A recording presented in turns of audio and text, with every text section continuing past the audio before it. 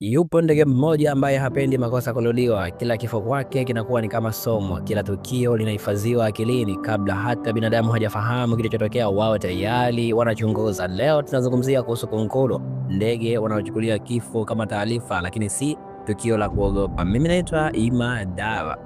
Kunguru wakikuta mmoja wao amekufa, hawafanyi makelele ya kihisia, wanabadilika ghafla, wanakuwa kama wachunguzi wa tukio. Wanakusanyika kimya, wakitazama mwili, wakichunguza mazingira, wakisoma kila dalili iliyobaki. Hawaangalii kifo tu, wanaangalia kilichosababisha kifo ni nini haswa.